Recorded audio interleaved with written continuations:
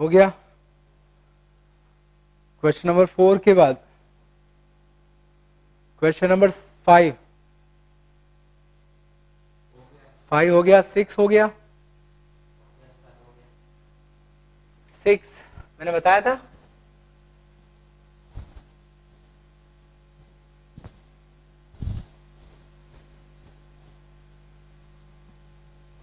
Six हुआ। ठीक है। देन 7 हुआ।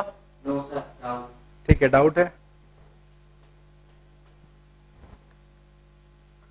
Find the flux of electric field through a spherical surface of radius r due to a charge at the center. Another equal charge at point 2r away from the center. Radius r, एक charge को centre पे रखा और दूसरा जो है equal charge 2r distance पर रखा है। चार्ज गिवन है हमें, ठीक है। Find the flux of electric field through this surface. ये तो बहुत आसान है। Electric flux across this surface बताना है। Electric flux across the surface is equal to charge enclosed by epsilon naught. और इस सरफेस ने, स्फीयर ने क्यू चार्ज को इनक्लोज किया, क्यू बाय एप्सिलॉन नॉट होगा। और क्यू दिया है 10⁻⁻⁷ बाय एप्सिलॉन नॉट। इसकी वैल्यू क्या होती है?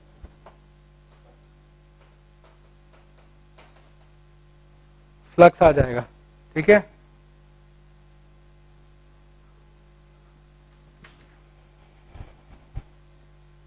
मतलब सीधी सी बात है कि बाहर का चार्ज का फ्लक्स में कोई रोल नहीं है। It was very simple.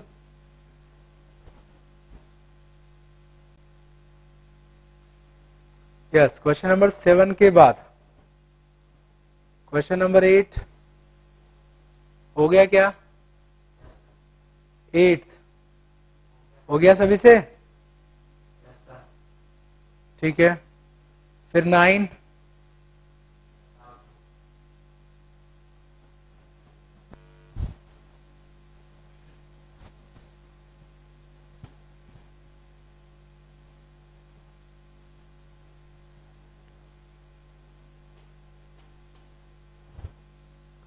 एक spherical volume contains a uniform distributed charge of density. Charge density दिए, right. Find the electric field at a point inside the volume at a distance 4 centimetre from the centre. ठीक है। Spherical volume charge distribution है इस तरह से।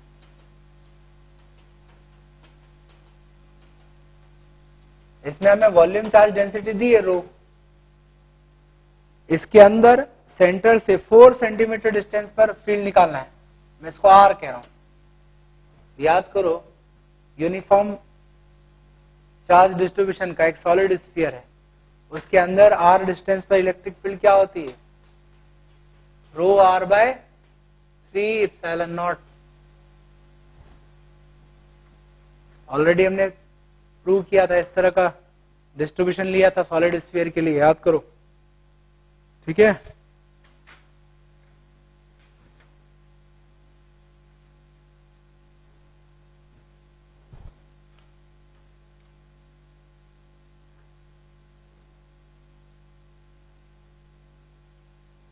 Nine के बाद 10 doubt है?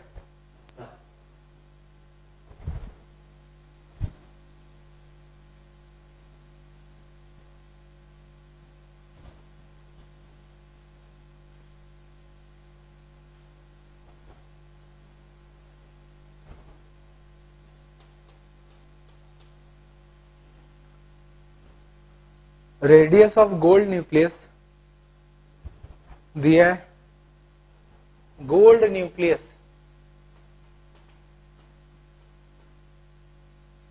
ठीक है, इसकी रेडियस गिवन है।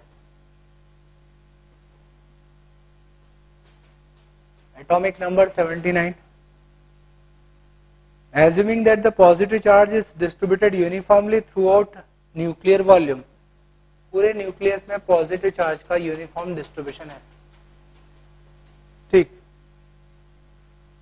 अब इलेक्ट्रिक फील्ड की स्ट्रेंथ बतानी है at the surface of nucleus at the middle point of radius. देखो बहुत आसान है ये तो. जो गोल्ड का न्यूक्लियस उसमें पॉजिटिव चार्ज का यूनिफॉर्म डिस्ट्रीब्यूशन है. फील्ड निकालने के लिए रो की जरूरत पड़ेगी, राइट, या टोटल चार्ज की जरूरत पड़ेगी. टोटल चार्ज कितना होगा? तो 79 इसका एटॉमिक नंबर है. 79 प्रोटॉन्स हैं. हर प्रोटॉन का चार्ज कितना होता है? 1.602 इंटू 10⁻⁻19 कूलम. टोटल चार्ज हो गया. चार्ज डेंसिटी निकालो. Charge upon volume of nucleus, radius दिया है. अब इसके सरफेस पर फील्ड निकालनी है. तो सरफेस पर फील्ड क्या होता है सॉलिड स्फीयर में? Q/4πε0r². और अंदर निकालनी है तो ρr/3ε0. ठीक है, तो आप इलेक्ट्रिक फील्ड निकाल सकते हो इसकी. इसके बाद 10 के बाद क्वेश्चन नंबर 11.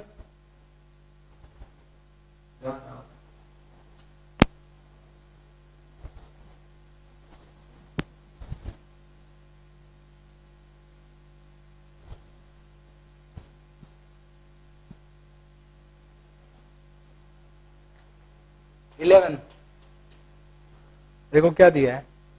चार्ज Q है जो कि एक हॉलो स्फीयर में यूनिफॉर्म डिस्ट्रीब्यूशन है उसका. ठीक है,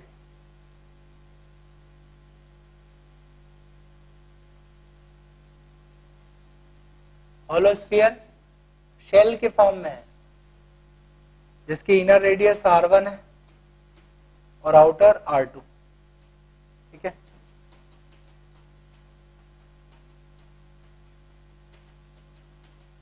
तो इसमें यूनिफॉर्म डिस्ट्रीब्यूशन है Q चार्ज. इसका मतलब वॉल्यूम चार्ज डेंसिटी क्या होगी? Q चार्ज का डिस्ट्रीब्यूशन है तो रो हो जाएगा Q अपॉन वॉल्यूम. वॉल्यूम मतलब जहां जहां चार्ज है उतना वॉल्यूम निकालना है. क्या होगा वो? 4/3π r2³ माइनस r1³. ये तो हो गई वॉल्यूम चार्ज डेंसिटी. ठीक है, अब इसका इलेक्ट्रिक फील्ड बताना है eight a distance x away from the centre, right. x जो है r1 और r2 के बीच में है, मतलब यहां बीच में कहीं इलेक्ट्रिक फील्ड निकालना है उसको. ठीक है, इसके अलावा इलेक्ट्रिक फील्ड का ग्राफ भी बनाना है. ठीक है, अंदर से बाहर तक के लिए उसके वेरिएशन को शो करते हुए, राइट. तो आपने वॉल्यूम चार्ज डेंसिटी निकाल ली. ठीक है, अब समझना लॉजिक. इसके अंदर कहीं x डिस्टेंस पर पॉइंट है सेंटर से, इस पर मुझे फील्ड निकालनी है. तो क्या करता हूं मैं? गॉसियन सरफेस बनाता हूं. स्फेरिकल डिस्ट्रीब्यूशन है तो स्फीयर बनेगा. इस स्फेरिकल गॉसियन डिस्ट्रीब्यूशन के लिए फ्लक्स क्या हो जाएगा? E into area. तो उसका एरिया कितना है? 4πx². That is equal to charge enclosed. उसमें इनक्लोज्ड चार्ज कितना है? तो सिर्फ अंदर अंदर का चार्ज बताना है. तो चार्ज डेंसिटी जो अभी हमने निकाली इंटू वॉल्यूम. वॉल्यूम हो जाएगा 4/3πx³ minus r1³. Electric field निकल जाएगा. समझ गए ना? तो इलेक्ट्रिक फील्ड निकल जाएगा इसके बेसिस पे. देन सेकंड केस में हमें ग्राफ बना के शो करना है इलेक्ट्रिक फील्ड. तो अगर आप इस शेल के अंदर इलेक्ट्रिक फील्ड निकालते हो तो डेफिनेटली वो जीरो होगा। हमने पढ़ा था कि हॉलो स्फीयर के अंदर इलेक्ट्रिक फील्ड जीरो होता है और हॉलो स्फीयर के बाहर फील्ड निकालना है तो हॉलो स्फीयर एक पॉइंट चार्ज की तरह बिहेव करता है जो कि सेंटर पे रखा। तो इसके अंदर ही बस हमें इलेक्ट्रिक फील्ड निकालना है, बाहर के लिए तो इसको पॉइंट चार्ज की तरह आप ले सकते हो और अंदर के लिए इलेक्ट्रिक फील्ड क्या हो जाएगा, जीरो हो जाएगा। ठीक है, तो आसान है। ठीक है, इसके बाद क्वेश्चन नंबर 12 हो गया। 12th हो गया। ठीक है, वेरी गुड। 13 हो गया। पूछ लो सभी से, यस सर। सभी से हुआ। 13th हो गया। 14 ठीक है, ये तो हमने डिराइव किया है एक लाइन चार्ज। ठीक है ना, लाइन चार्ज का मतलब एक लाइन है जिसपे चार्ज है, तो इनफाइनाइट मतलब वेरी लॉन्ग वायर है, उस पे चार्ज है, यूनिफॉर्म चार्ज डेंसिटी है। तो आर डिस्टेंस पर फील्ड क्या होता है, lambda by 2 pi epsilon naught R. हो गया होगा। 15 हुआ या नहीं? यस सर, नहीं हुआ। चलो ठीक है, देखते हैं 15। A long cylindrical wire carries positive linear charge density. Wire है, ठीक है ना, पॉजिटिव लीनियर चार्ज डेंसिटी है और इसके आसपास एक इलेक्ट्रॉन सर्कुलर पाथ में घूम रहा है। उसकी काइनेटिक एनर्जी बताना। देखो बहुत सिंपल है, जो वायर है उसकी इलेक्ट्रिक फील्ड रेडियल डायरेक्शन में होगी बाहर की तरफ, उसमें एक इलेक्ट्रॉन घूम रहा है। जब भी कोई पार्टिकल सर्कल में घूमता है उसमें सेंट्रीपिटल फोर्स की जरूरत होती है। सेंट्रीपिटल फोर्स कितना होता है, mv²/r। तो वो कौन प्रोवाइड करेगा, electric force due to wire. Electric force है चार्ज इनटू इलेक्ट्रिक फील्ड, तो वायर का इलेक्ट्रिक फील्ड इस पे फोर्स लगाएगा। इलेक्ट्रिक फील्ड है lambda by 2 pi epsilon naught R, R cancel, so mv² is equal to E lambda by 2 pi epsilon naught. तो kinetic energy is half mv², मतलब E lambda by 4 pi epsilon naught. ठीक है, तो ये kinetic energy होगी इस electron की। ठीक है, इसके बाद 16th हो गया। 16th हो गया सर। क्लास में ही कराया सॉलिड सिलेंडर का केस। 17th हो गया। 17th एक बार देख लेते हैं, right.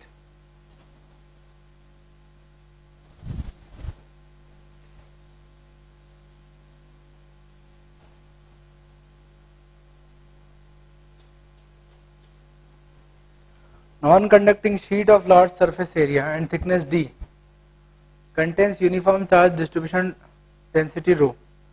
Find the electric field at a point inside plate. ठीक है, देखो नॉन कंडक्टिंग शीट है जिसकी थिकनेस है d और इसमें यूनिफॉर्म डिस्ट्रीब्यूशन है चार्ज। चार्ज डेंसिटी यूनिफॉर्म है और वो गिवन है रो, राइट। जो सेंट्रल प्लेन है उससे x डिस्टेंस पर फील्ड बतानी है, अंदर है। देखो समझना, ये सेंट्रल प्लेन है, फॉर एग्जांपल मुझे यहां पर फील्ड निकालनी।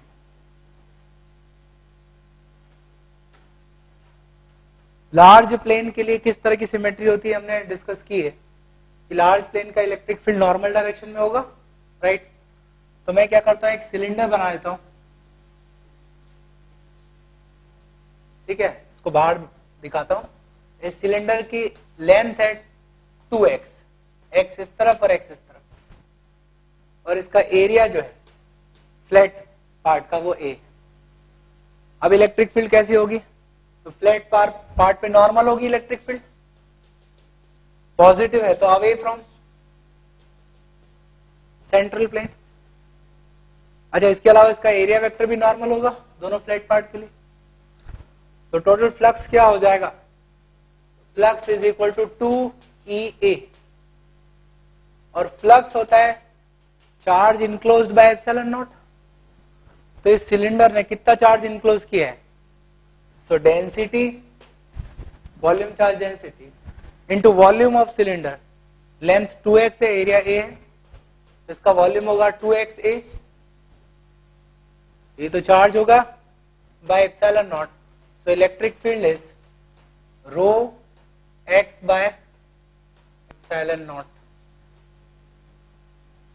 और नॉर्मल डायरेक्शन में होगी तो सेंट्रल प्लेन से x डिस्टेंस पर इतनी फील्ड होगी अंदर, ठीक है, शीट के अंदर की बात कर रहे हैं हम, ठीक है।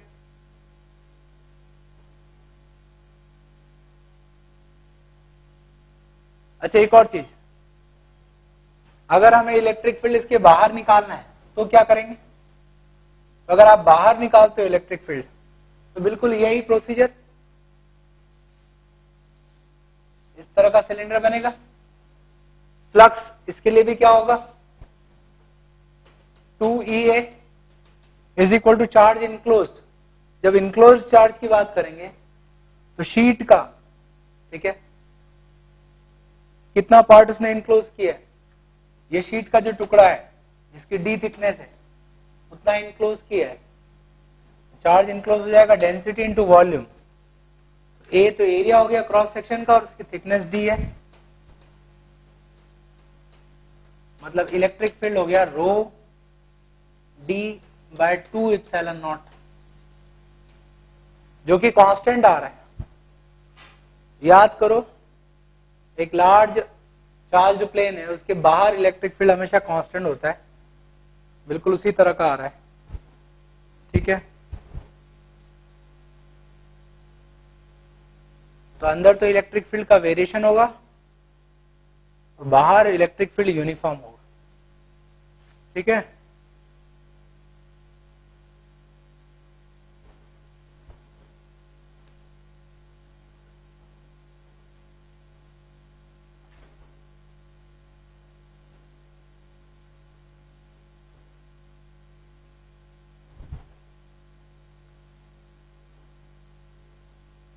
इसके बाद 17th के बाद 18th, 19th, 19th हो गया, दूसरा काम है। चलो 19 देख लेते हैं।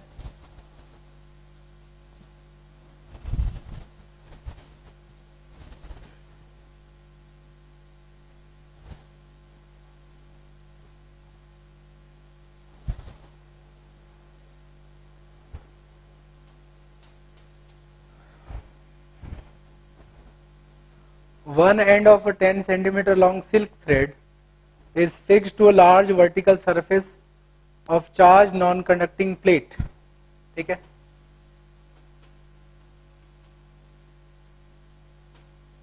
इससे कनेक्ट कर दिया सिल्क के थ्रेड के एक पॉइंट को और दूसरे को कनेक्ट किया एक स्मॉल बॉल जिसका मास दिया है, चार्ज दिया है, ठीक है। और ये 60 डिग्री पर इक्विलिब्रियम बना रहा है। देखो, सिल्क का थ्रेड है जिसको एक बॉल से कनेक्ट किया जिसपे चार्ज है, और थ्रेड का एक एंड हमने इससे जोड़ दिया, तो बिकॉज ऑफ इलेक्ट्रिक फील्ड इस पे फोर्स लगेगा, तो 60 डिग्री एंगल पर जाके इक्विलिब्रियम बन रहा है, इस पर चार्ज क्यों है, राइट। तो हमें पूछा है सरफेस चार्ज डेंसिटी क्या होगी इस प्लेन पे, तो बोलो इस पर कौन कौन से फोर्स लगेंगे, एक टेंशन, दूसरा वेट, तीसरा electric force QE, right. Tension के कंपोनेंट्स, इस तरफ T cos 60, इस तरफ T sin 60, ठीक है। तो कंपोनेंट्स को बैलेंस करो, T cos 60 mg के बराबर होगा, तो आप टेंशन T निकाल लोगे और T sin 60 QE के बराबर है, इलेक्ट्रिक फील्ड है सिग्मा बाय 2 एप्सिलॉन नॉट, तो आप इससे सिग्मा निकाल लोगे सरफेस चार्ज डेंसिटी, ठीक है। तो आसान है। और इसके बाद क्वेश्चन नंबर 20 में जो कि इसी से रिलेटेड है, उसमें पूछा है कि इसका टेंशन कितना होगा, तो आपने निकाल लिया। और अगर इसको स्लाइटली डिस्टर्ब करे तो ये ऐसा ऑसिलेट करेगा, तो उसका टाइम पीरियड निकालना है, वो भी समझ लो। इक्विलिब्रियम के केस में इस पर टेंशन निकाल लो, लॉजिक समझना। नॉर्मल पेंडुलम में इक्विलिब्रियम में टेंशन होता है mg, तो टाइम पीरियड 2π√L/g होता है। इस केस में आप टेंशन निकालो इक्विलिब्रियम में, उसको मैं इक्वेट कर रहा हूं mg इफेक्टिव से। नॉर्मल केस में पेंडुलम में टेंशन वेट को बैलेंस करता है इक्विलिब्रियम में, तो T = mg होता है।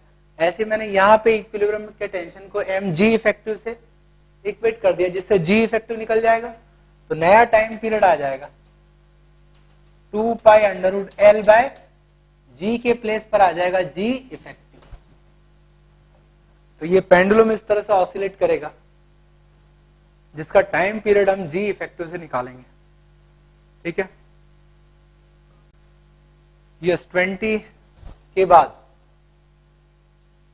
21, 22 क्लास में कराया है, ये भी है ना।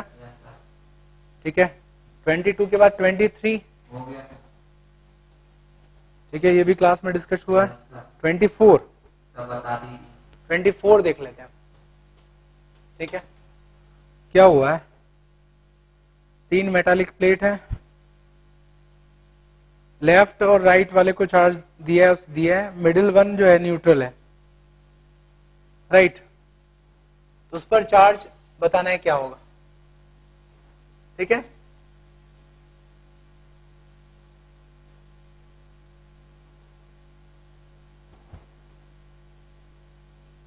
देखो इसको हमने चार्ज दिया है Q और इधर है -2Q। ठीक है,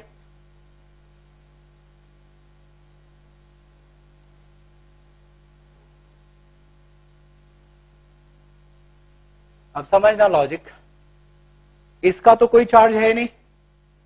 ठीक, इनफैक्ट 2 तरीके हैं, मैं एक शॉर्टकट बता रहा हूं। इस मेटल प्लेट को यहां से हटा लो। अब 2 चार्ज दिए हैं, 2 प्लेट है, दोनों पे चार्ज दिया है। मैंने आपको बताया था डिस्ट्रीब्यूशन कैसा होता है, अंदर होता है Q1 - Q2/2, इधर Q2 - Q1/2। उस बेसिस पर क्या हो जाएगा, इस तरफ का चार्ज हो जाएगा 3Q/2 और इस तरफ -3Q/2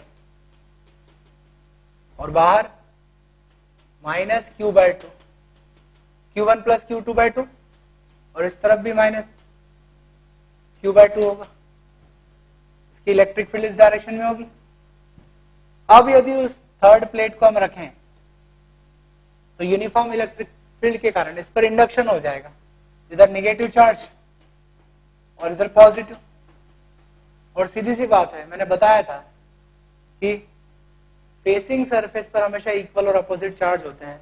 तो यहां पर 3Q/2, तो यहां कितना होना चाहिए, -3Q/2 और इस तरफ +3Q/2। तो इस तरह से हमको डिस्ट्रीब्यूशन मिल जाएगा। और एक दूसरा तरीका है, वो ये है कि आप चार्ज कुछ मान लो यहाँ पे, जैसे यहाँ Q मान लो, तो यहाँ रिमेनिंग चार्ज होगा Q-। ऐसे यहाँ कुछ मान लो, राइट, इस पर भी कुछ चार्ज मान लो। 3 प्लेट हैं, तीनों प्लेट के अंदर इलेक्ट्रिक फील्ड 0 होना चाहिए। इलेक्ट्रिक फील्ड 0 बनाने के लिए इक्वेशंस बनानी होगी, जैसे कि हमने इसको डिराइव करते वक्त किया था क्लास में, राइट। तो उससे इस पर चार्ज डिस्ट्रीब्यूशन निकल आएगा।